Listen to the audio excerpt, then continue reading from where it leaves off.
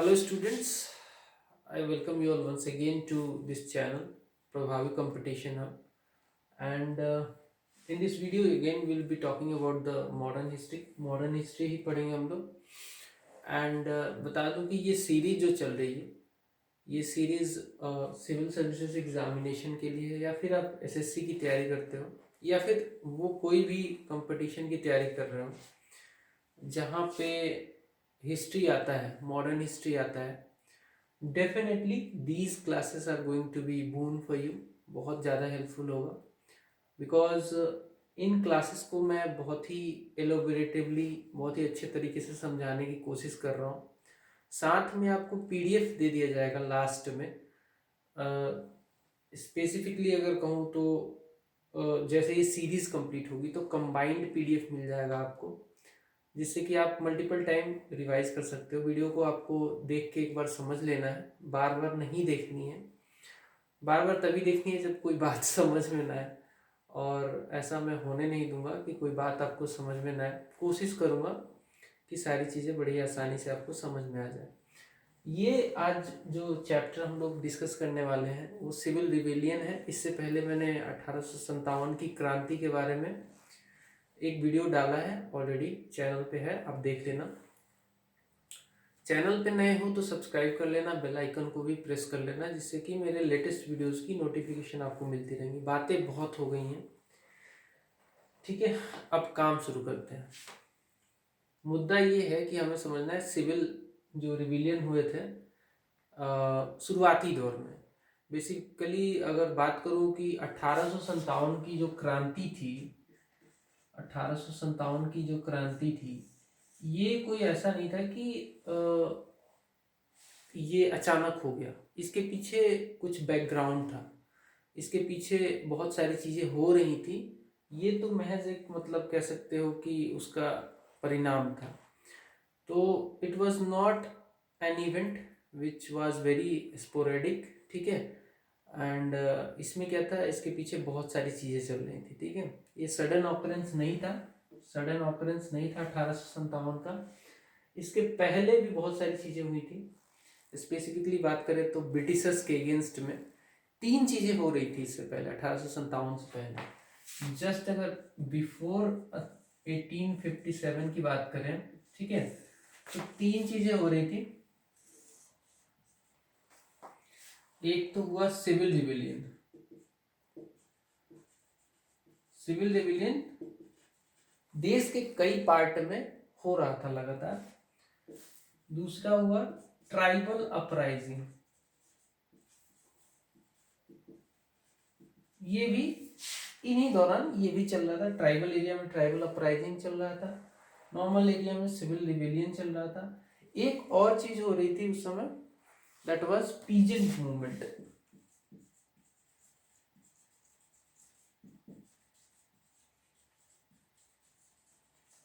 ये तीनों चीजें हो रही थी लगातार जब से ब्रिटिशर्स ने एक्चुअली ओवरऑल कमान संभाला।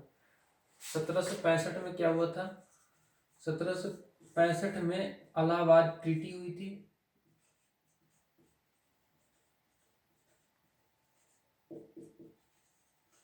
और ये ट्रीटी क्यों हुई थी कि बिकॉज बक्सर का जो लड़ाई था,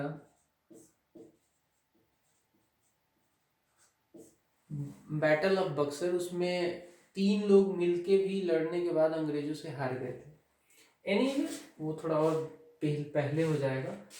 ये इलाहाबाद ट्रीटी में बेसिकली बंगाल और बिहार की जो दीवानी थी वो हमने सौंप दी थी उस समय ब्रिटिशर्स को, ठीक है। तो दीवानी राइट दे दी थी हमने। तो इसकी वजह से क्या था कि धीरे धीरे ओवरऑल पकड़ बनाने लगे, धीरे धीरे करके अंग्रेज पकड़ बनाने लगे, जिसके वजह से ये सब मूवमेंट शुरू हो गए। जैसे ट्राइबल रिवेलियन शुरू हो गया, सिविल रिवेलियन, ट्राइबल अपराइजिंग और पीजेंट मूवमेंट, मेजर चीजें। तो इस वीडियो में हम लोग पढ़ेंगे स्पेसिफिकली सिविल रिवेलियन के बारे में। ये एक तरीका था जिससे कि रेजिस्टेंस शो करते थे, हालांकि ये बहुत ही लोकलाइज्ड रहा, ठीक है। नेचर जो था इसका काफ़ी लोकलाइज था, ये वैसा नहीं था कि मतलब मास मूवमेंट हो जाए, नेशनल लेवल तक जाए। लोकलाइज्ड नेचर का था। तो कई सारे सिविल रिबेलियन हुए, उनके बारे में स्पेसिफिकली इस वीडियो में हम लोग बात कर लेंगे। ट्राइबल अपराइजिंग अगले वीडियो में, और पीजेंट मूवमेंट उससे अगले वीडियो में। ठीक है, क्लियर। अब हम बात कर लेते हैं कि सिविल रिबेलियन के रीजन क्या थे। ठीक है, सिविल रिबेलियन की बात करें अगर, तो इसमें इनको बेसिकली इसके पीछे जो लोग थे वो डिपोज्ड राजा, ठीक है, वैसे राजा जो हटा दिए गए थे ब्रिटिशर्स के द्वारा, डिपोज कर दिए गए थे वो लोग। ठीक है, जमींदार जिनकी जमींदारी छीन गई थी, पोलीगर्स, पोलीगर्स पोलीगर्स के बारे में नहीं सुना हो आपने तो बता दूं, ये तमिलनाडु के लैंडेड मैग्नेट कहे जाते थे तमिलनाडु के। ठीक है, तमिलनाडु में इनका पकड़ था पॉलीगर्स का। देन नेक्स्ट जो थे इसमें अपरूटेड कुछ जमींदार, जो मैंने आपको बता दिया, पॉलीगर्स लैंडेड मिलिट्री मैग्नेट्स जो साउथ इंडिया में थे, ex retainers and officials of conquered Indian states. ठीक है, एक्स रिटेनर्स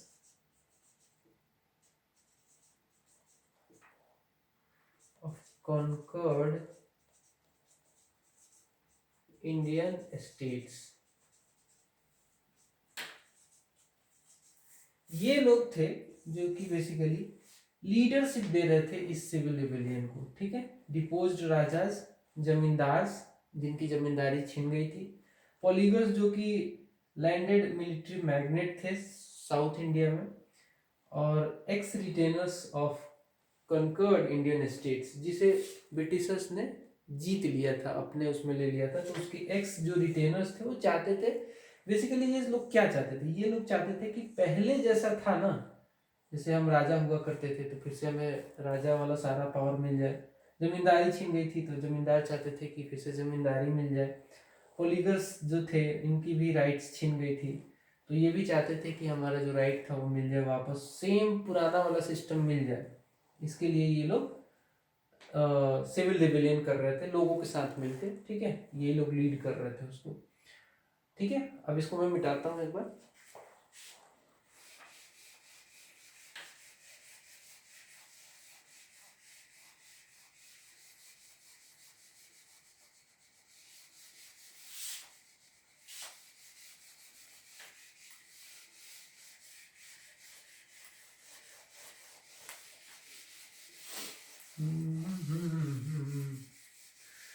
तुम जो मिल गए हो तो ये हुआ है, घंटा कुछ नहीं हुआ। चलो आगे बढ़ेंगे, जल्दी जल्दी मिटा दूंगा इसको। हाँ ठीक है, मास बेस इसका क्या था, ये तो लोग मैंने बता दिए लीडर थे। मास बेस सिविल रिबेलियन का क्या था, तो मास बेस भैया पीजेंट थे। पीजेंट्स उस रीजन में जहाँ पे जमींदार जो थे उनकी जमींदारी छीन गई हो, या फिर वैसे राजा जिनका राजपाट छीन गया हो, डिपोज्ड राजा, उनके एरिया में पीजेंट्स होंगे तो डेफिनेटली पीजेंट सपोर्ट करेंगे, बिकॉज उनको पहला वाला सिस्टम ज़्यादा अच्छा लगता था। ब्रिटिशर्स ने जो सिस्टम लगाया जिसमें कि लैंड टैक्स रेवेन्यू को बिल्कुल चेंज कर दिया, काफ़ी एक्सऑर्बिटेंट, काफ़ी बढ़ा चढ़ा के टैक्स लेने लगे, तो पीजेंट डेफिनेटली इसके मास बेस थे। ठीक है, और र्यूम्ड आर्टिसंस, र्यूम्ड आर्टिसंस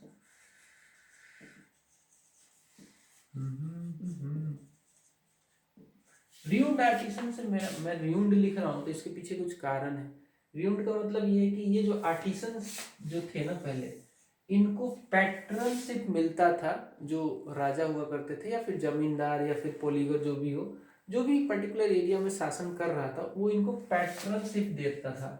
ठीक है, इनको राइट मिलता था कि ये पैटर्नशिप है भाई, ये मैं बना सकता हूँ, ये कर सकता हूँ। ये पैटर्नशिप इनका छीन गया जिससे कि ये र्यूम्ड हो गए, मतलब बर्बाद हो गए।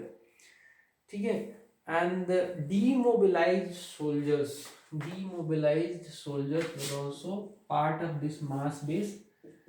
Demobilized सोल्जर्स, ठीक है। डीमोबिलाइज सोल्जर्स, भाई ये कौन थे? ये वैसे सोल्जर्स थे जो एक्चुअली जो पहले के राजा हुआ करते थे उन वो अपने सोल्जर्स रखा करते थे, वो अपने सोल्जर्स रखा करते थे। अब वो उन खुद ही राजा नहीं रहे तो क्या उनको सोल्जर्स रहेंगे? बताओ, ऑब्वियसली नहीं रहेंगे। तो ये लोग डीमोबिलाइज सोल्जर थे, इनकी नौकरी अचानक से छिन गई। तो ये भी जो सोल्जर थे इसके मास बेस थे। देन लोकलाइज्ड, यही थे peasant, roomed artisans and डीमोबिलाइज्ड soldiers, इसके मास बेस थे सिविल रिबेलियन के, ठीक है। ये जो सिविल रिबेलियन था ना, ये काफी लोकलाइज्ड नेचर का था। लोकलाइज्ड नेचर पहले भी मैं बताया था एक बार, लोकलाइज्ड नेचर का था। इसका मतलब कि मान लो किसी एरिया में सिविल रिबेलियन हुआ, ये एक्चुअली नेशनल लेवल पे हुआ ही नहीं, एरिया वाइज होता था। मैं बता दूंगा, जैसे कि सन्यासी रिवोल्ट था, चुआर रिवोल्ट था, भील रिवोल्ट है ना, गडकरी रिवोल्ट, ऐसे एक्चुअली एरिया वाइज बटा हुआ है। ईस्टर्न एरिया में, साउदर्न एरिया में, वेस्टर्न एरिया में और नॉर्दर्न एरिया में, ऐसे डिवाइड कर सकते हो। तो काफ़ी लोकलाइज्ड नेचर का था, कभी भी इसमें यूनिटी नहीं आई उस लेवल पे। लोकल प्रॉब्लम्स, लोकल इशू के लिए ही ये लड़ते थे और लोकलाइज नेचर का ही रह गया, ठीक है। जैसे मान लो सपोज लेट्स से एग्जांपल के लिए चुआर लो, चुआर विद्रोह जो हुआ था, या चौर विद्रोह जिसको कहते हैं, मतलब प्रोनाउंसिएशन में कुछ भी हो सकता है, ऐसे लिखा जाता है, देखो अपराइजिंग, ठीक है। ये अपराइजिंग जो हुआ था, चौर अपराइजिंग, चौर या फिर चौर कह सकते हो जो भी, ये अपराइजिंग भी लोकल नेचर का था। लाइकवाइज भिल अपराइजिंग जो था, ये भी लोकल नेचर का था। ये था बंगाल के एरिया में, वेस्ट बंगाल के एरिया में, मिदनापुर वगैरह आई थिंक वो एरिया था। भिल वाला जो था महाराष्ट्र के एरिया में था, खानदेश स्पेसिफिकली अगर कहें तो। खैर इसके बारे में अभी जानेंगे। कहने का मतलब ये काफी लोकलाइज्ड नेचर का था, ठीक है। आगे बढ़ते हैं।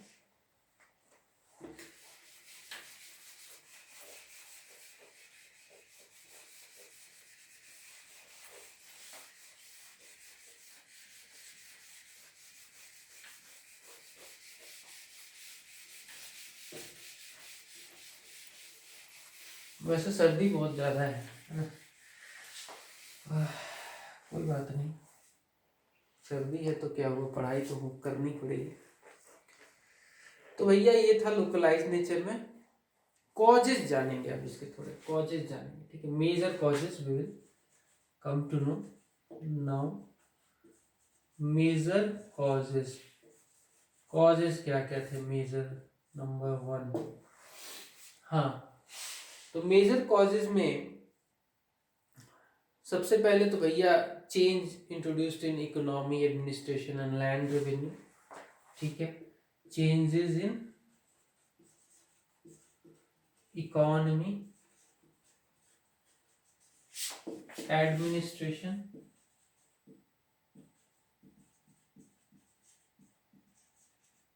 ठीक है, economy, administration and land revenue system.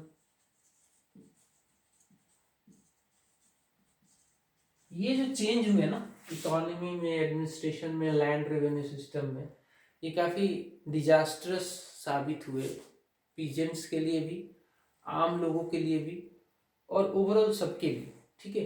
काफी डिजास्टरस थे। जैसे कि लैंड रेवेन्यू सिस्टम की बात करें तो यहाँ पे जो टैक्सेस थे वो एक्सऑर्बिटेंटली इंक्रीज किए गए, ठीक है। और एडमिनिस्ट्रेशन में बहुत सारे चेंजेस हुए, जैसे कि पुलिस सिस्टम जो था काफी ऑपरेसिव रहा, ठीक है। कोर्ट सिस्टम जो था वो भी अमीरों के लिए ज्यादा बेनिफिशियल था, गरीबों के लिए बिल्कुल ही सप्रेसिव था, ठीक है। तो एडमिनिस्ट्रेटिव चेंजेस भी काफी डिजास्टर्स हुए। इकोनॉमिकल जो चेंजेस थे, जैसे कि policy related to economy was also very harsh अगर बात करें भारत से जो एक्सपोर्ट होता था उस पे जबरदस्त टैरिफ लगा देते थे ये लोग, ठीक है। अगर मान लो भारत से कुछ एक्सपोर्ट हुआ इंग्लैंड के लिए, ब्रिटेन के लिए, उस पे एंट्री पे बहुत ज़्यादा टैरिफ लगता था। टैरिफ क्या होता है? प्राइस के ऊपर एक्स्ट्रा चार्ज कह सकते हो, टैरिफ, ठीक है। टैरिफ बहुत हाई होने की वजह से हमारा जो प्रोडक्ट था वहाँ पे सरवाइव नहीं कर पाता था, महंगा हो जाता था। और इसके अपोजिट में वो उनका जो माल आता था हमारी कंट्री में, वो उस पर जीरो टैरिफ लगता था, फ्री ट्रेड करते थे वो लोग, ठीक है। उनका वाले पे फ्री ट्रेड होता था, हमारे कंट्री में आया उस पर कोई टैरिफ नहीं लगता था, हमारा माल उनके यहाँ गया उस पर टैरिफ लगा देते थे। तो economical change, administrative change, land revenue system में चेंज, ये सब चेंजेस जो थे ओवरऑल मेजर कॉज बने इस सिविल रिवेलियन के, ठीक है। सेकेंड नंबर पे क्या आता है?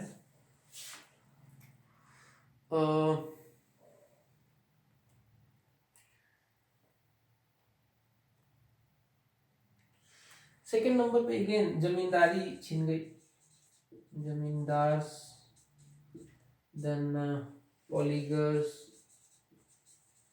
ठीक है, lost their rights, lost their rights, rights गई इनकी, तो साथ में क्या होगा कि जो पैट्रनशिप था,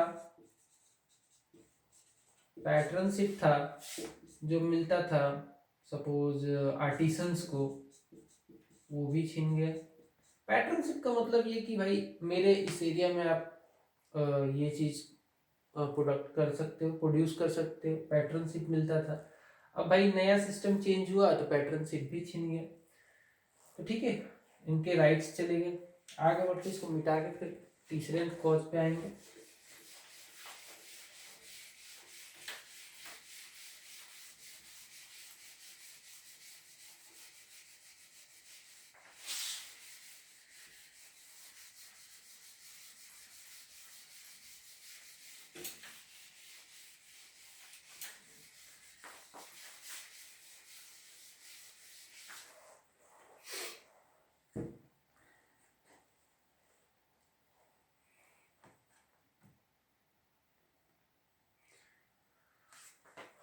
जो नया कोड था, न्यू कोड्स were designed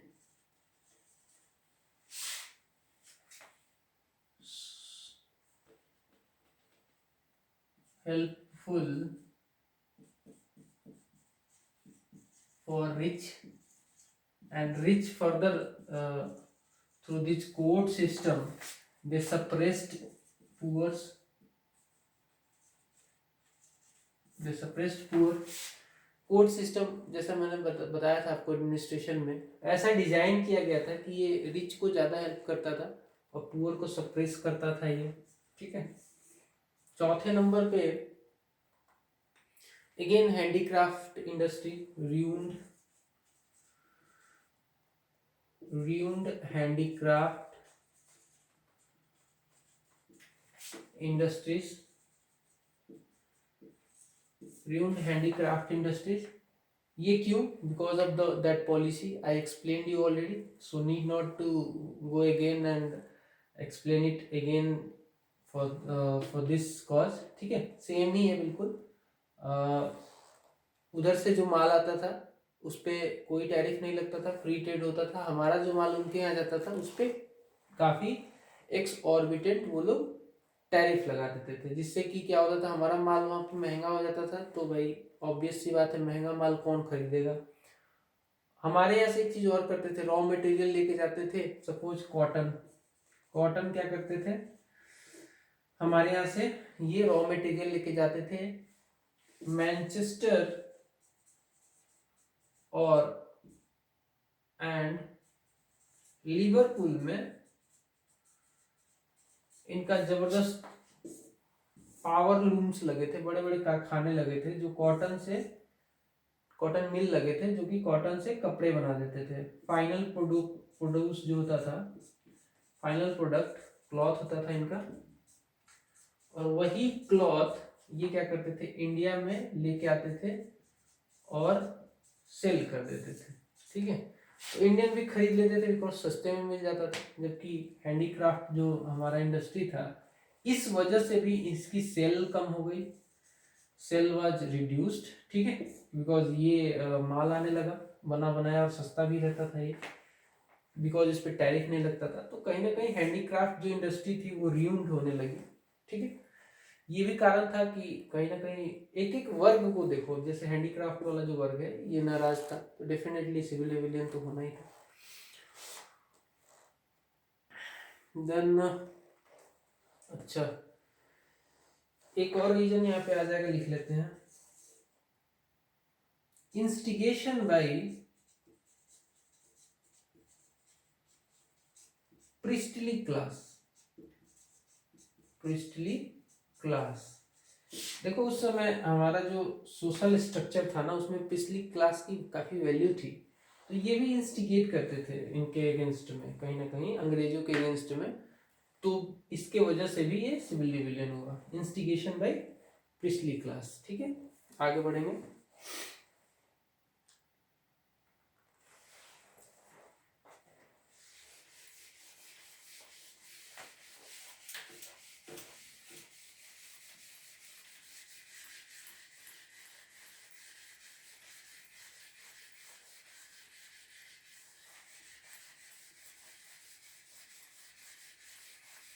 तुम्हारी नजरों में हमको देखा, तो लगभग कॉजेज हमने कवर कर लिए हैं, ज्यादा कुछ अब इसमें कॉज बचा नहीं है। एक और कॉज लिख ही लो, ठीक है, छठा नंबर, कि भाई अब इंडियन पीपल जो थे उनके अंदर एक फीलिंग आ रही थी कि फॉरेन हील्स के अंदर हम लोग दबे हुए हैं। So the feeling of being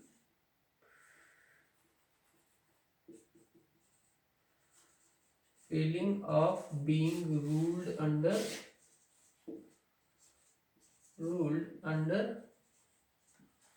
foreign rule, ये तो जनरल सा कॉज है, कोई अपना दिमाग लगा के भी सोच सकता है। ठीक है, फिर भी मैं आपको हलवा बना के दे रहा हूँ, खा लेना। ठीक है, feeling of being ruled under the foreign rule, feeling of being ruled under the foreign hill.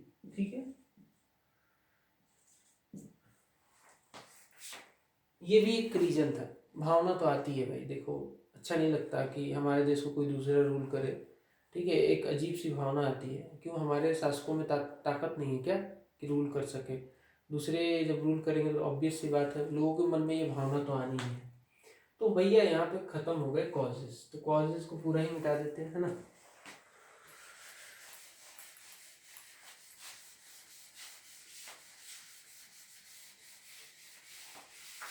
Causes हमने देख लिए, मेजर जो कॉजेज थे वही आपको एडमिनिस्ट्रेटिव, इकोनॉमिक और जो चेंजेस हुए थे वो भी लिख दोगे तो काम चल जाएगा। ठीक है, एडमिनिस्ट्रेटिव, इकोनॉमिक और जो और कैसे चेंज थे, ठीक है, वही सारे चेंज जो हुए,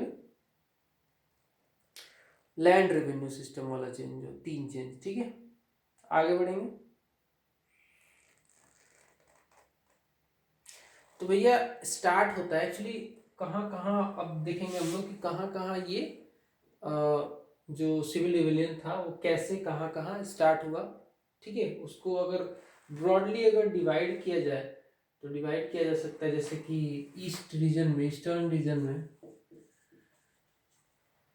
फिर यहाँ पे सेंट्रल रीजन में, ठीक है, वेस्टर्न रीजन में, सदर्न रीजन में। ठीक है, 4 भागों में बांटा जा सकता है। ईस्टर्न रीजन में जो कुछ फेमस जो सिविल रिवेलियन हुए उनके बारे में बताऊं तो सन्यासी सन्यासी रिवेलियन हुआ, जिसको लीड किया सन्यासियों ने। ठीक है, इसको लीड किया सन्यासियों ने, सन्यासी रिवेलियन हुआ। ठीक है, इसको लीड किया सन्यासियों ने, और इसके जो मास बेस था ना वो पीजेंट था और कुछ डीमोबिलाइज्ड सोल्जर्स थे। ठीक है, मास बेस जो था इसका, वो सोल्जर्स थे, सोल्जर्स जो कि डीमोबिलाइज्ड थे, डीमोबिलाइज्ड, ठीक है, और पीजेंट्स, ठीक है, इसके मास बेस थे। लेकिन लीड किया देखो यहाँ पे सन्यासियों ने, ये बहुत इंपॉर्टेंट है, पूछा जाता है। और सबसे पहला रिबेलियन था ये, सबसे पहला रिबेलियन। क्वेश्चन ये भी आता है कि which one of the among was the first rebellion, civil rebellion, तो वो आंसर होगा आपका सन्यासी, उसमें होगा ऑप्शन, ठीक है। सन्यासी रिबेलियन, भूल मत जाना, याद रखना, स्पेसिफिकली इसको सन्यासियों ने लीड किया था। ये जो रीजन था वेस्ट बंगाल वाला ही रीजन था, कुछ बिहार और वेस्ट बंगाल के रीजन को मिला के था ये। स्पेसिफिकली कहूँ तो आज की डेट में जो वेस्ट बंगाल का रीजन है वही था।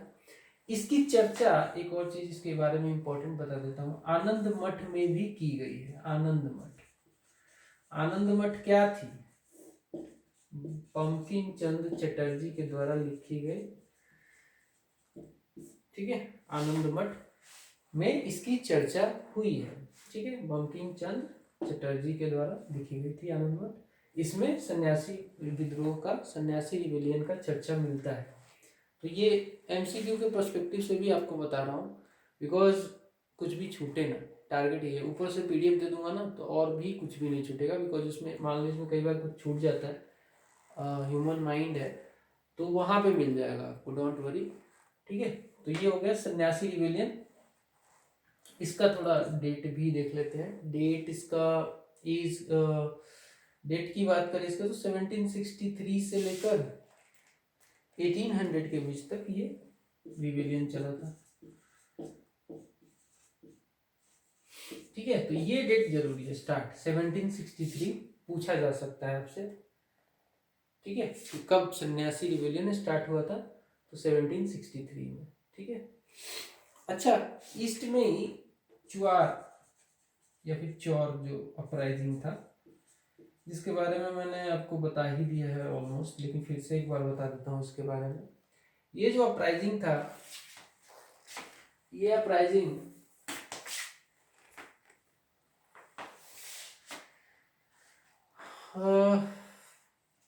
मिदनापुर, बेसिकली जान लो, मिदनापुर, मिदनापुर एक्चुअली इसका गढ़ था। मिदनापुर आज की डेट में वेस्ट बंगाल में पड़ता है, ठीक है। मिदनापुर, मिदनापुर का नाम भी सुना होगा। अगर आप मिदनापुर कभी रेलवे स्टेशन पे जाओगे तो वहाँ पे रेलवे स्टेशन के बाहर ही ये चौर अपराधियों के लिए एक मेमोरियल बना हुआ है, मेमोरियल बना हुआ। मैं नहीं गया हूँ लेकिन मैंने सर्च किया है ठीक है।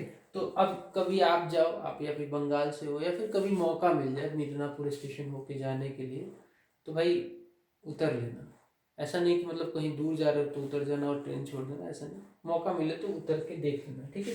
चुआर अपराइजिंग का वहाँ पे मेमोरियल मिल जाएगा।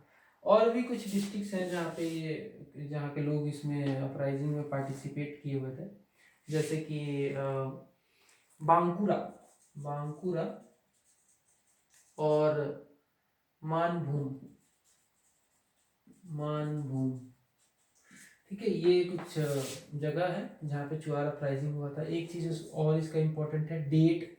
तो डेट भाई इसका रहा 1766 से लेकर, एक्चुअली दो बार हुआ ये, 1766 से लेकर एक बार 1772 एंड एक बार अगेन जो हुआ 1795 से लेकर 1816 के बीच में। ये भाई दो, ये आपको पता होना चाहिए। स्टार्टिंग 1766 से और लास्ट यहाँ पे 1816, दो इसमें हुआ, बीच में गैप है, ठीक है। तो ये क्यों हुआ यार, इसके बारे में भी थोड़ा जान लेते हैं। ये हुआ यूं कि जो ये रीजन था ना, ये reason actually direct under control Mughal के नहीं था, मुगलों के डायरेक्टली कंट्रोल में ये रीजन नहीं था। तो किसके रीजन में था, किसके कंट्रोल में था? ये था लोकल रूलर्स के, लोकल रूलर्स के अंडर था ये रीजन। तो लोकल रूलर्स के जब अंडर था ना, तो ये क्या करते थे लोकल रूलर्स, मुगलों को ठीक है गिफ्ट के तौर पे कुछ कुछ भेजते रहते थे, ठीक है, गिफ्ट के तौर पे कुछ कुछ भेजते रहते थे। डायरेक्टली ये रीजन इनके अंडर नहीं था, मुगलों के अंडर नहीं था। लेकिन ब्रिटेन ने जब इस एरिया पे कब्जा किया, जब ब्रिटेन ने, तो इन लोकल रूलर्स के ऊपर इम्पोज कर दिया कि आप इन लोगों से, जो यहाँ पे इस रीजन में जो लोग रहते हैं, इनसे टैक्स कलेक्ट करोगे और हमें दोगे, ठीक है। अब भाई हुआ ये कि टैक्स कलेक्शन का भी प्रेशर आ गया लोकल रूलर्स के ऊपर। जब ये टैक्स कलेक्शन का प्रेशर आया तो रिवेलियन शुरू हो गया, चौर अपराइजिंग शुरू हो गया, ठीक है। तो कहीं ना कहीं आप देख रहे हो कि जैसे चेंजेस हो रहे हैं ना, तो वहाँ पे अपराइजिंग शुरू हो जा रही है। तो कहीं ना कहीं हमने ईस्ट में जो हुआ वो देख लिया, ठीक है। ईस्ट में कुछ और भी जगह है, जैसे कि छोटे मोटे विद्रोह जहाँ पे हुए, रंगपुर में एंड दिनाजपुर में, ये हुआ था 1783 में, ठीक है। ये बहुत ज्यादा इंपॉर्टेंट नहीं, बट जानना चाहिए आपको, है ना, जानना चाहिए, ठीक है। क्वेश्चन नहीं आते बहुत ज्यादा इस पे, लेकिन जानना चाहिए। कौन ठीक यूपीएससी का मूड बदल जाए, किसी भी स्टेट के सिविल सर्विस के उसका जो क्वेश्चन पूछने वाले लोग हैं उनका मूड बदल जाए, तो इसलिए आपको पता होना चाहिए, ठीक है। और बिष्णुपुर और बीरभूम में भी हुआ, बिष्णुपुर एंड बीरभूम में भी हुआ। ये कब हुआ? ये हुआ 1799 में, ठीक है। एक और जान लो, उड़ीसा के जमींदारों ने भी पार्टिसिपेट किया सिविल रिबेलियन में। जमींदार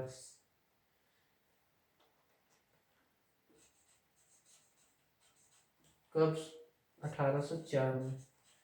तो भाई ये हो गई कहानी हमारी ईस्टर्न पार्ट की। इंपॉर्टेंट क्या था? सन्यासी रिबेलियन इंपॉर्टेंट था, चुआर था।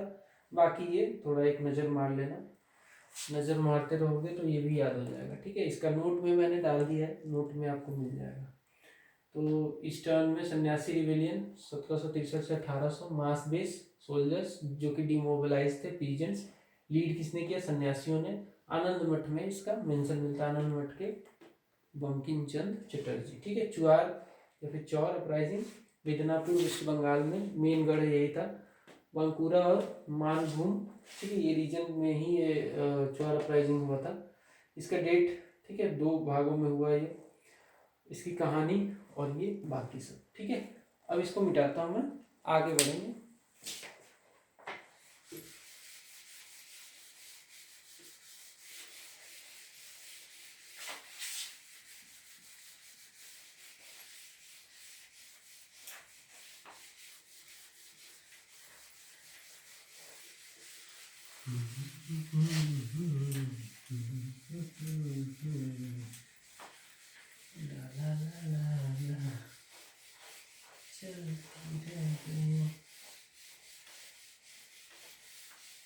देखो भाई, ईस्ट रीजन का तो हमने देख लिया। अब थोड़ा साउथ इंडिया का देखते हैं। साउथ इंडिया में क्या हुआ, है ना। साउथ इंडिया में भी बहुत सारे विद्रोह हुए हैं।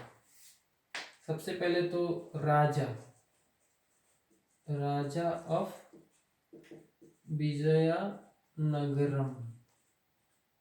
विजयनगर, ठीक है। विजयनगर का जो राजा था, उन्होंने भी सिविल रिबेलियन किया। इनका नाम क्या था? इन राजा का नाम जान लो, ठीक है। विजयनगरम के, नगरम है ये, ठीक है। इनका नाम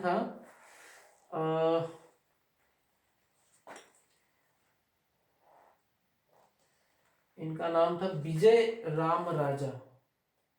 विजय रामाराजू, ओके। विजय इसी से आसपास ही नाम है, विजय रामा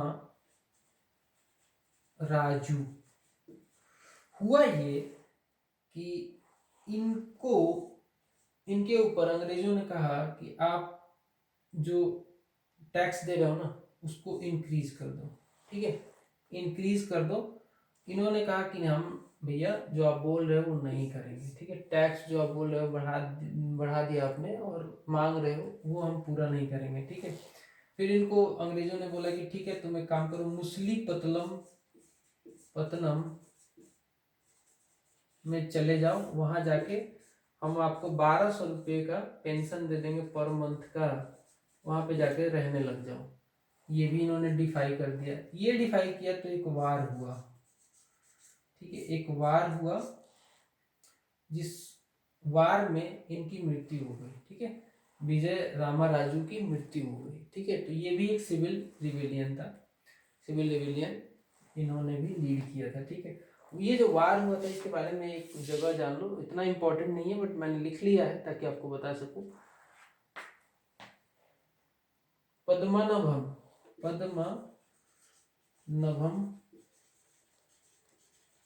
वार ऑफ पद्मनाभम भी कहते हैं, पद्मनाभम, ठीक है, वार ऑफ पद्मनाभम, ये वार में इनकी मृत्यु हो गई, ठीक है। अब और भी हुआ एक चीज साउथ में ही, पहला तो राजा ऑफ विजयनगरम, ये हुआ था 1794 में, ठीक है, 1794 में। अगर आप बुक में पढ़ोगे विपिन चंद्रा के भी तो इतना डिटेल में नहीं मिलेगा, मैं आपको डिटेल में दे रहा हूँ बिकॉज मैं समझता हूँ जब तक कहानी की तरह नहीं समझोगे आपको चीज़ें याद नहीं रहेंगी। याद रखना है तो इसलिए मैं कोशिश करता हूँ कि थोड़ा और भी सर्च वर्च करके आपको अच्छा सा मटेरियल दे दूँ ताकि आपका काम हो जाए, ठीक है। इतना अगर आप खुद से करने जाओ तो बहुत टाइम लगता है ना, तो मैं कोशिश करता हूँ कि एक सॉलिड प्लान बना के अच्छे से आपको नॉलेज दे सकूँ। तो भाई लाइक कर देना ठीक है, आगे बढ़ते हैं। नेक्स्ट हुआ Poligars of Tamil Nadu, okay, Poligars of Tamil Nadu जिनके बारे में ऑलरेडी मैंने आपको ब्रीफ कर दिया है। तमिलनाडु याद करो क्या बताया था इनके बारे में। Landed military magnet of south India, इनके पास लैंड भी था, मिलिट्री भी रखते थे अपनी, नाम से ही समझ में आ रहा ना, military landed magnet of south India, military भी रखते थे, खुद का लैंड भी था, ये पॉलीगर्स थे, ठीक है। पॉलीगर्स ने भी काफ़ी रेजिस्टेंस दिखाया और कहते हैं कि जब ब्रिटिशर्स ने इनको हरा दिया ना, एक्चुअली हरा दिया इनको, इनके हराने के बाद ही तमिलनाडु का मैक्सिमम पार्ट जो था वो ब्रिटिशर्स के पास चला गया, ब्रिटिशर्स के पास चला गया मैक्सिमम पार्ट, इनको हराने के बाद तमिलनाडु का ब्रिटिशर्स के पास चला गया। तो ये भी एक इम्पोर्टेंट सिविल रिबेलियन था साउथ इंडिया का, ठीक है। अब एक और नाम बहुत बड़ा आता है, ठीक है। अच्छा ये कब हुआ था, ये 1790s के आसपास में, 1790 के आसपास में हुआ था। मेरा पेन थोड़ा सा इसका कलर थोड़ा फीका पड़ रहा है, कोई बात नहीं, आपको दिख रहा होगा। नेक्स्ट आता है दीवान वेलुथम्पी, दीवान वेलुथम्पी, ये कहाँ के थे, ये थे ट्रवनकोर के, ट्रवनकोर। अच्छा एक चीज बता दूं कि इनके बारे में डिटेल में मैंने कहाँ पढ़ा था, इनके बारे में डिटेल में मैंने तमिलनाडु की हिस्ट्री में पढ़ी थी। और जो मुझे याद आ रहा है इनके बारे में, इनके ऊपर भी एगेन क्या हुआ, इनको सब इनका जो ट्रवनकोर था ना, ये सब्सिडरी अलायंस लगा हुआ था इनके ऊपर। अच्छा सब्सिडरी अलायंस क्या था, ये अलायंस के तहत ब्रिटिशर्स क्या करते थे कि जो भी रजवाड़े थे वहां पे अपने सैनिक खड़े कर देते थे, सोल्जर्स खड़े कर देते थे इस नाम पे कि ये आपकी रक्षा करेंगे, ठीक है, ये आपकी रक्षा करेंगे, आपके राज्य की रक्षा, आपको खुद का सैनिक नहीं रखना है, हम सैनिक दे रहे हैं, सब्सिडरी अलायंस कर लो हमारे साथ, हमारे सैनिक खड़े रहेंगे, बदले में आप कुछ पैसा दोगे इनको, ठीक है, ब्रिटिशर्स को पैसा दोगे। तो इसमें क्या हुआ कि एक बार तो सब्सिडरी अलायंस में थे ही, ये ट्रावनकोर वाले थे इसमें। बाद में क्या हुआ, इनके ऊपर एक और सब्सिडरी अलायंस एडिशनल फोर्सेस ला दिए गए। तो इससे क्या हुआ कि जो रेवेन्यू था इनका देने का सब्सिडरी अलायंस के तौर पे ट्रावनकोर को, ब्रिटेन को, ब्रिटिश गवर्नमेंट को, वो बढ़ गया काफी ज्यादा, एक्सऑर्बिटेंट था, काफी ज्यादा बढ़ गया, जिसको दे नहीं पा रहे थे दीवान वेलुथम्पी। दीवान वेलुथम्पी ट्रावनकोर के इसको पे नहीं कर पा रहे थे, जिसकी वजह से रेजिस्टेंस हुआ, लड़ाई हुई और अल्टीमेटली इनकी मृत्यु हो जाती है। ठीक है, तो ये साउथ इंडिया का। अच्छा, इसमें पॉलीगर्स में एक नाम जान लो, बहुत इंपॉर्टेंट है, कोट्टा। पॉलीगर्स में कोट्टा बोमन, कोट्टा बोमन, ये भी मैंने तमिलनाडु की हिस्ट्री जब पढ़ी थी तब ये नाम मुझे याद आ रहा है, बिकॉज इनका नाम बहुत इंपॉर्टेंट है। ये जो फर्स्ट पॉलीगर के साथ जो लड़ाई हुई थी ना अंग्रेजों की, उसमें इन्होंने क्या किया था, कोट्टा बोमन ने अंग्रेजी एक कर्नल का सर काट दिया था। ठीक है, अंग्रेजी कर्नल का सर काट दिया था, और बाद में फिर एक्चुअली अंग्रेजों ने इनको पब्लिकली हैंग कर दिया, पब्लिकली हैंग कर दिया इनको। ठीक है, तो इस वजह से भी कहा जाता है कि वेलुथम्पी पे जो कार्रवाई हुई और कोटा बोमन पे जो कार्रवाई हुई, तो थोड़ा लिंक करोगे अगर समझ में आएगा। तो 1857 की क्रांति में मैंने बताया था कि जो एक्सपेंशन था क्रांति का, साउथ में नहीं हुआ था, साउथ में ये नहीं पहुंच पाया था। इनफैक्ट साउथ साउथ बिल्कुल क्वाइट था। इसका रीजन ये था कि पहले ही विद्रोह हुए थे जो साउथ में, उसमें जो एक्शन था ब्रिटिशर्स का काफ़ी हार्श था। ठीक है, तो कनेक्ट कर दिया, वहाँ पे क्यों नहीं हुआ था का रीजन अगले चैप्टर में मिल गया। तो कनेक्शन आपको सीखना है। ठीक है, कनेक्शन सीख जाओगे ना तो ये चीज़ें बड़ी आसान हो जाती हैं। ठीक है, तो भाई दीवान वेलुथम्पी का हो गया। ये जो वेलुथम्पी वाला था ये 1805 का इंसिडेंट है। ठीक है, और भी है इसमें साउथ इंडिया में, मैं इसको मिटा के बताता हूँ। ये 3 मेजर है, 3 जो अपराइजिंग है, रिवेलियन है जो साउथ इंडिया के, ये काफ़ी इम्पोर्टेंट है। ठीक है, आगे बढ़ेंगे।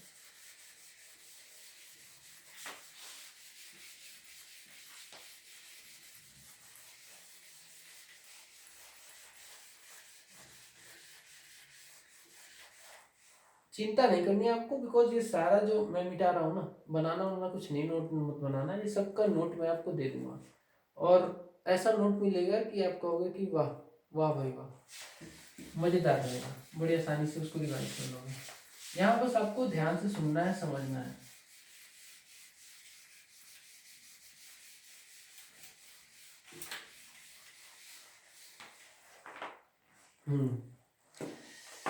तो साउथ में कुछ और बचे हुए हैं वो भी लिख देता हूँ आपको।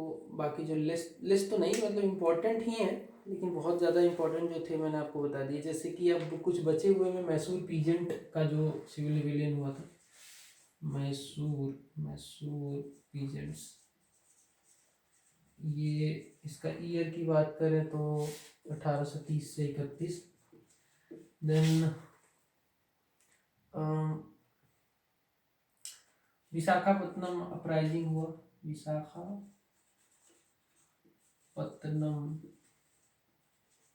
अपराइजिंग हुआ, ये कब हुआ, ये 1830 से 34 के बीच में हुआ। ये थोड़े मतलब अगर नहीं भी याद रखोगे तो चल जाएगा तो बहुत ज़्यादा इससे पूछा नहीं जाएगा। लेकिन हाँ, ऐसे पूछा जा सकता है कि मान लीजिए साउथ में कौन कहाँ कहाँ हुआ, तो ये अगर आपने एक नज़र मारी रहेगी ना, क्योंकि यूपीएससी के क्वेश्चन ऐसे ही रहते हैं, साउथ में जो सिविल रिवेलियन हुए उनमें से इनमें से कौन सा है जो सिविल रिवेलियन में पार्टिसिपेटेड, जहाँ पे सिविल रिवेलियन नहीं हुआ। तो भाई विशाखापत्तनम अगर दिया रहे तो ऐसा नहीं कर देना कि विशाखापत्तनम नहीं था और उसको आंसर मार दो। तो एक सरसरी नज़र से देखोगे ना तो ये सब चीज़ें एलिमिनेट करने में ज़्यादा फायदा है, इसलिए सारी चीज़ें जाननी जरूरी है, कुछ भी छोड़ना नहीं है, इसलिए मैंने छोड़ा नहीं है। ठीक है, तो भाई ये विशाखापत्तनम अपराइजिंग हो गया। गंजम एंड करनूल में भी हुआ अपराइजिंग। गंजम गंजम में कब हुआ, गंजम में 1835 में, फिर करनूल में कब हुआ? 1846-47 में। ठीक है, यहाँ पे साउथ इंडिया मैंने बता दिया आपको सिविल रिबेलियन की बात करें तो। अब थोड़ा सा बात कर लेंगे वेस्टर्न इंडिया की। तो हटाएं इसको, हटाओ भाई।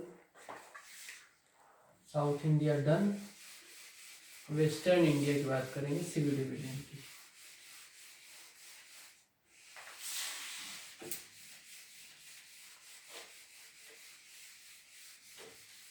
लाइक करते रहना वीडियो को, ठीक है? 2 बार मत कर देना, एक ने किसी ने कर दिया है तो बस एक ही बार कर देना, दूसरी बार करोगे तो अनलाइक हो जाएगा वो, ठीक है? अब चलो वेस्टर्न इंडिया की बात कर लेते हैं। वेस्टर्न इंडिया में कैसे सिविल रिबेलियन का क्या है, कहाँ हुआ, देख लेते हैं, ठीक है?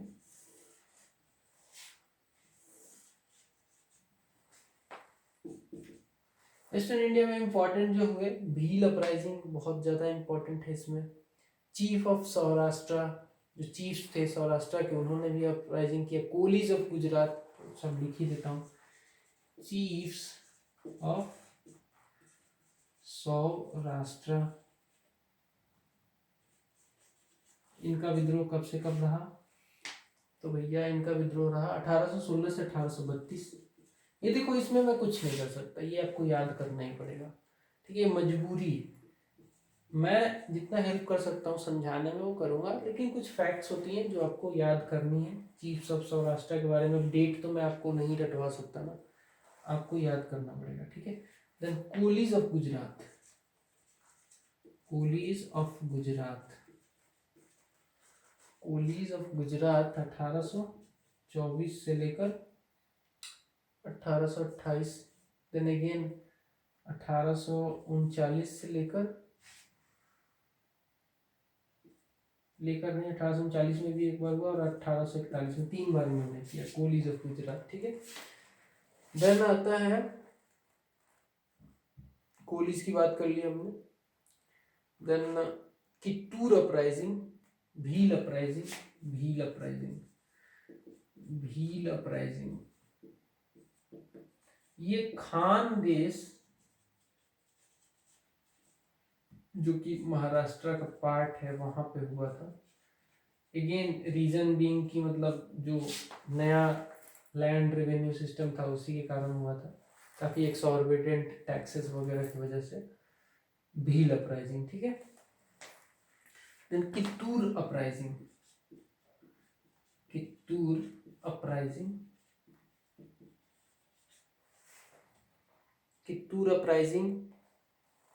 1824, ठीक है? देन सतारा अपराइजिंग, गडकरी, सतारा यहाँ लिख देता हूँ, सतारा अपराइजिंग, गडकरी अपराइजिंग, ठीक है? ये सारी वेस्टर्न इंडिया की। Chiefs of Saurashtra, Kolis of Gujarat, Bhils uprising, Kittur uprising, Satara uprising, Gadkari. Satara का डेट 1841 एंड गडकरी का 1844, ठीक है? ये हो गया आपका वेस्टर्न इंडिया में जो सिविल रिबेलियन हुआ है। अब बात करेंगे नॉर्दर्न इंडिया में। नॉर्दर्न इंडिया में भी सिविल रिबेलियन हुए थे, उनकी एक बार चर्चा कर लेते हैं।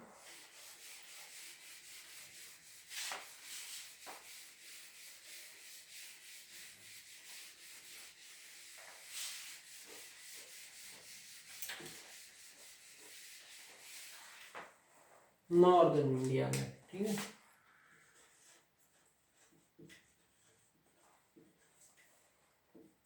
फाइनल है ये, ठीक है? बिकॉज ईस्टर्न, वेस्टर्न, साउदर्न तो हमने देख ही लिया।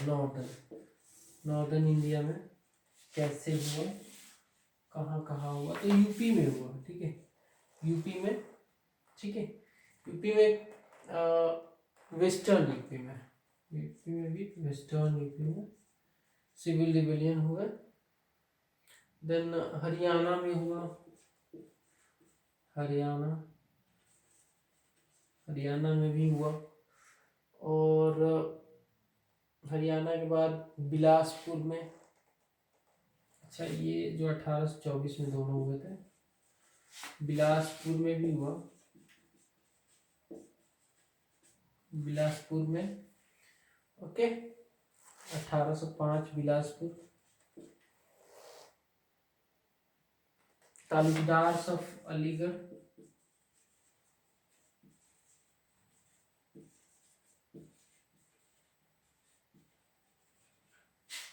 इन्होंने भी सिविल रिविलियन किया। तो कहने का मतलब ये है कि ये जो भी सिविल रिविलियन हो रहे थे, इसमें शुरू में ही मैंने जैसे बताया था कि जमींदार रहेंगे या फिर तालुकदार्स रहेंगे या फिर पीजेंट्स जो कि रेंट वगैरह से परेशान है उनको हेड करने वाले पॉलीगर्स हो सकते हैं, या फिर तालुकदार जमींदार ये लोग हो सकते हैं। ठीक है, तो एक देख लो तालुकदार ऑफ अलीगढ़ का नाम आता है यहाँ पे। उसके बाद जबलपुर, बुंदेलाज ऑफ जबलपुर, है ना, बुंदेलाज ऑफ जबलपुर।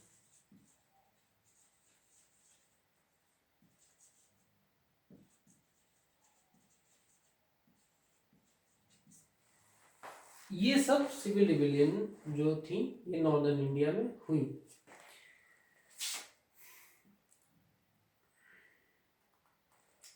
सेकेंड पंजाब वार भी इसी में डालो। सेकेंड पंजाब वार कब से कब हुआ था? 1848 से लेकर, ठीक है, 48 में हुआ था ये सब नॉर्दर्न इंडिया में। तो लगभग एरिया जो भी था जहाँ जहाँ सिविल रिविलियन हुए वो मैंने आपको कवर करा दिया है। अब कुछ इसमें और भी रिलेटेड कुछ पॉइंट्स हैं वो देख लेते हैं। जैसे कि ये सब स्पेसिफिक इसमें क्या है जो क्वेश्चन पूछे जा सकते हैं, ये जितने भी, चाहे वो ईस्टर्न में, चाहे साउदर्न में, चाहे नॉर्दर्न इंडिया में, चाहे वेस्टर्न इंडिया में, कहीं भी ये जो रिवेलियन हुआ है ना, इनका जो नेचर था वो लोकलाइज्ड था। ये पूछा जाता है कई बार। लोकलाइज्ड नेचर से मतलब मेरा है कि कॉजेज भी लोकलाइज्ड थे, ठीक है, कॉजेज भी लोकलाइज्ड थे, है ना, ग्रीवांसेस भी लोकलाइज्ड थे, कॉजेज ग्रीवांसेस वगैरह सब कुछ लोकलाइज्ड थे, और जो टेरिटोरियल एक्सपेंशन था वो भी लोकलाइज्ड ही था। तो ये एक इम्पॉर्टेंट, मैं मोस्ट इम्पॉर्टेंट समझता हूँ, लोकलाइजेशन जो एक नेचर था इस रिवेलियन का, सिविल ओवरऑल सिविल रिवेलियन का, वो लोकलाइज्ड नेचर का था। ठीक है, बाकी रीजंस में आपको कॉजेज वगैरह बता ही दिए थे। और एक पॉइंट मैंने आपको बोला था कि जो साउदर्न इंडिया में 1857 का जो विद्रोह नहीं हुआ था उसका रीजन अभी जस्ट बताया था मैंने आपको, कमेंट करके मुझे बता देना क्या रीजन था। ठीक है, अच्छे से बताना, ऐसा नहीं कि 2 पॉइंट में लिख दिया, बहुत अच्छे से एक्सप्लेन किया था मैंने, तो आपकी भी जिम्मेदारी कि अच्छे से कमेंट में बता देना। ठीक है, ऑब्जेक्टिव अगेन वही, ऑब्जेक्टिव इन सब रिविलियन का तो वही था, क्लियर था कि भाई जो पुराना वाला सिस्टम था उसको रिस्टोर करना, पुराने सिस्टम को रिस्टोर करना इसका ऑब्जेक्टिव था। जैसे जो डिपोज्ड राजा था वो चाहता था कि फिर से मेरा शासन करने का पावर मिल जाए, जो जमींदार की जमींदारी छीन गई थी वो चाहता था कि मुझे मेरी जमींदारी फिर से वापस मिल जाए, पॉलीगर्स चाहते थे कि फिर से हमारी मिलिट्री और हमारा जो लैंड था हमारे अंडर वो भी मिल जाए। तो ये सब सिस्टम, जो किसान थे जो पार्टिसिपेट करते थे वो भी चाहते थे कि जो पुराना वाला टैक्स हम देते थे, जो पैट्रनशिप हमें मिलता था वही मिले। तो ऑब्जेक्टिव सिंपल था कि रीस्टोर करना, बैकवर्ड लुकिंग ये अप्रोच था एक्चुअली। ठीक है, बैकवर्ड लुकिंग अप्रोच कहते हैं, फॉरवर्ड लुकिंग अप्रोच नहीं था। वो ये नहीं सोचते थे कि मतलब क्यों ना अंग्रेजों को उखाड़ फेंक के एक नया सिस्टम बिठाया जाए, वो बस चाहते थे कि हमारे जगह को लोकलाइज नेचर में सोचते थे, और सोचते थे कि हमें जो हमारा पहले वाला था ना वही दे दो, बाकी पूरे जगह जहाँ भी जो करना चाहो वो करो। ठीक है, तो ये एक नैरो अप्रोच भी कहा जाता है, इसको नैरो थिंकिंग भी कही जाती है। सो ब्रिटिशर्स ने बड़े आसानी से इन सब रिवेलियन को पेसिफाई किया। ब्रिटिशर्स ने, अच्छा चलो यहाँ पे मैं आपको बताता हूँ क्या किया एक्चुअली इन रिवेलियंस को लेकर, ब्रिटिशर्स का एक्शन क्या था। तो ब्रिटिशर्स ने क्या किया, कुछ जो रिवेलियंस थे, जैसे जो जमींदार वगैरह या राजा वगैरह, कुछ को तो पेसिफाई कर दिया इन्होंने, पेसिफाई कर दिया, जैसे किसी कुछ को उनका कुछ कुछ पावर दे दिया कि भाई छोड़, चलो इतना पावर तो नहीं, थोड़ा सा ले लो, तो कुछ को तो पेसिफाई कर दिया, और कुछ को मिलिट्री एक्शन किया कुछ के ऊपर। तो मिलिट्री एक्शन जैसे साउथ वाला काफ़ी इंपॉर्टेंट हो जाता है। साउथ में जो मिलिट्री एक्शन हुआ उसमें बुरी तरीके से, जैसे वेलुथम्पी का एग्जाम्पल, जैसे कि कोट्टा बोमन का एग्जाम्पल, जिनको चौराहे पे पब्लिकली हैंग कर दिया गया था। काफ़ी सप्रेसिव एक्शन लिए गए, तो किसी को तो स्पेसिफाई किया, किसी के ऊपर मिलिट्री एक्शन लिया गया, और ओवरऑल ब्रिटिशर्स सक्सेसफुल रहे इनको सप्रेस करने में, इन सिविल रिवेलियन को सप्रेस करने में। So that's all from this video. I hope कि ये बातें आपको समझ में आई होंगी। इसमें बहुत सारे, एक्चुअली मैं कहूँगा कि ये सब जो